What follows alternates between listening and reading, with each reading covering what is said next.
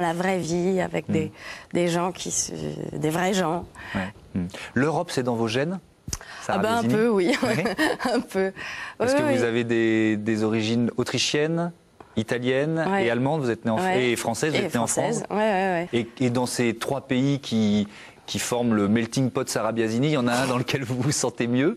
Il y a justement certaines traditions qui vous correspondent mieux que d'autres? Je suis très bien en France, mais j'adore l'Italie.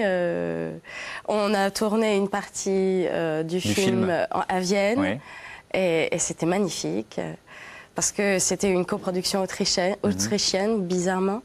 Et vous avez retrouvé des traces de votre famille à Vienne quand vous étiez oui, un petit peu. Oui, un petit peu, parce qu'il y a un portrait de mon arrière-grand-mère à l'Opéra de Vienne. Donc oui. Ça doit être assez émouvant. Oui, très. Comment vous avez préparé le rôle de Marie? Comment vous êtes imprégné de ce personnage en lisant des livres, des témoignages? Oui, alors j'ai découvert un livre qui était passionnant. Qui était fait par 2 auteurs, dont un qui s'appelle Jean-Loup Picaper. Ça s'appelait Enfant maudit. Ça s'appelle Enfant maudit et ça raconte l'histoire d'à peu près 200 000 enfants nés de mères françaises et de pères allemands. Et donc moi j'ignorais tout ça et ça expliquait très bien les difficultés de dire la vérité ou pas, comme dans le film, avouer qu'on a vécu une histoire d'amour, la réaction des familles. Voilà, donc oui, j'ai lu pas mal là-dessus. Ouais. Notamment, il y a une scène qui est assez violente dans le film, quand le mari qui est communiste, qui a perdu son frère pendant la guerre, le mari d'une des amies de Marie, la traite de pute à boche. Vous avez lu aussi des histoires de ces femmes qu'on a tondues à la Libération? Oui, et puis il y a encore des images qu'on peut trouver. Village tondu avec une croix gammée sur le front, je crois qu'on le voit dans le film aussi.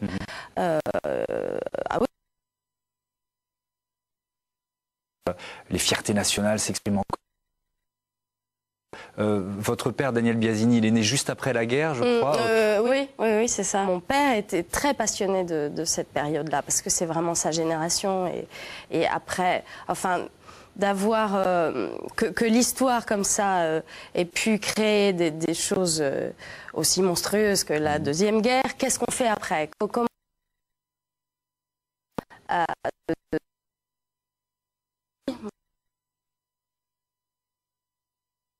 on va de Marie. Pour ça, je vous propose de revoir un petit extrait du film, le soir où elle retrouve Jürgen pour la première fois, donc 5 ans après la fin de la guerre. Regardez. Raconte-moi, tu as quitté Sainte depuis longtemps? Il y a quelques années.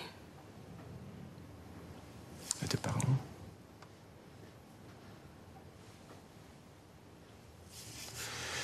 Finalement, tu as repris tes études?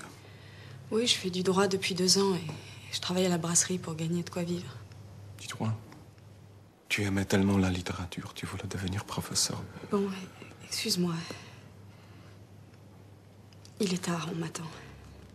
Je dois y aller. Ça m'a fait plaisir de te revoir. Au revoir, Jürgen. Alors ce soir-là, elle suffoque presque, elle est incapable de parler. Le réalisateur Franck Aprédéris vous a demandé de faire quoi? Comme si elle avait enfoui cette histoire au point de l'oublier? Oui, c'est ça. Et puis surtout, elle ne s'attend pas du tout à le retrouver, je pense. Elle n'a pas eu de nouvelles de lui pendant 5 ans. Et puis, peut-être qu'il est mort. Enfin, elle n'en sait rien du tout. Et puis, je pense qu'il y a... Elle veut oublier tout ça. Parce que... Elle pense que c'est absolument pas possible. Et puis elle y revient. C'est le début. La réconciliation est impossible. Enfin, puis on voit bien comment son entourage réagit. Donc, et puis elle a créé un équilibre avec son fils. C'est ça, finalement, oui, et elle a peut-être peur qu'il soit mis en cause. Elle s'est convaincue de l'histoire qu'elle a racontée à sa famille et à ses proches. Qu'est-ce qui vous plaît chez cette femme? Qu'est-ce qui la rend touchante pour vous? C'est ce qu'elle veut occulter, justement. Enfin, c'est ce qu'elle a vécu, cette histoire d'amour-là, et son courage, le courage d'avoir gardé cet enfant et et d'essayer de lui apporter le plus d'équilibre possible.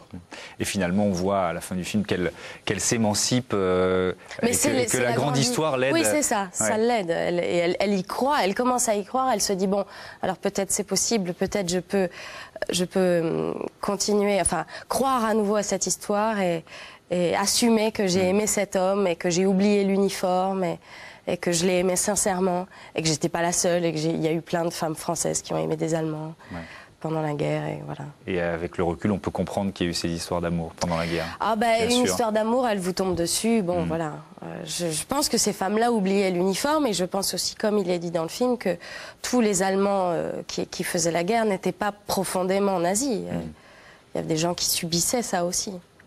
On va parler, si vous le voulez bien, un peu de la pièce adaptée d'un texte de Stefan Zweig, Lettre d'une inconnue, que vous jouez à partir de vendredi, c'est au Théâtre des Mathurins, et donc de votre métier d'actrice. Peut-être 2 mots sur le fait que vous ayez décidé finalement assez tard d'embrasser cette carrière, pour reprendre un cliché. Pourquoi vous avez tardé? Qu'est-ce qui vous a fait hésiter?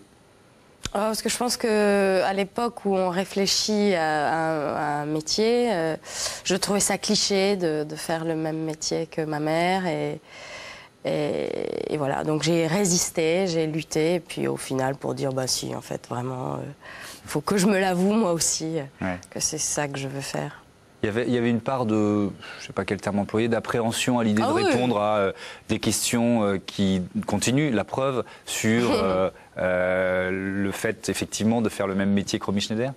Oui. Ça vous a fait hésiter, ça, la pression extérieure? Oui, et puis savoir si j'avais des capacités. Et puis je pense que il fallait peut-être que ça mûrisse, il fallait que ça devienne indispensable, urgent. Ah, c'était à ce point-là. Voilà. Vous pouviez plus faire autre chose. Oui, c'est-à-dire qu'à un moment donné, on se dit, bon, bah, si je n'assume pas que c'est mon véritable souhait, je vais louper ma vie. Et là, vous êtes en train de répéter donc la pièce de Christophe Lidon, adaptation de cette nouvelle de Stefan Zweig, Lettre d'une inconnue.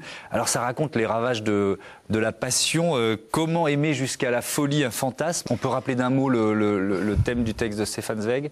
C'est une femme qui, juste après sa mort, écrit à l'homme qu'elle a aimé toute sa vie. Enfin, elle est assez jeune quand elle écrit cette lettre. Elle a à peine 30 ans et elle a rencontré cet homme, elle avait 13 ans. Et elle a tout cristallisé sur lui. C'est-à-dire qu'elle l'a regardé et c'est devenu l'homme de sa vie. Et elle a construit sa vie en fonction de lui. Elle a eu un enfant de lui, elle ne lui a jamais dit. Et cet enfant meurt et elle lui écrit, elle lui révèle la vérité. Et non, c'est un fantasme, voilà, c'est un fantasme. Et c'est qu'est-ce qu'on projette chez un homme qu'on ne connaît pas très bien, mais c'est un écrivain connu, à succès. Alors on s'imagine des choses et il vous regarde, on a l'impression qu'il ne regarde que vous, alors qu'il regarde tout le monde pareil. Et dernière question sur peut-être le théâtre, puisque vous faites du cinéma, de la télévision, on l'a vu. Olivier Marchal, qui est réalisateur et acteur, dit qu'il a besoin de revenir au théâtre régulièrement, parce que c'est là qu'il se ressource, c'est la base du métier, c'est peut-être là aussi qu'il prend des risques. Vous êtes d'accord avec cette idée? C'est-à-dire que chaque soir ça change, chaque soir vous pouvez faire évoluer le personnage, vous sentez bien que les gens sont différents, donc oui, et puis tout se fait sur l'instant, ça se passe au moment où vous le faites. Et vous jouez avec les gens qui sont là aussi. Donc il y a quelque chose d'inédit,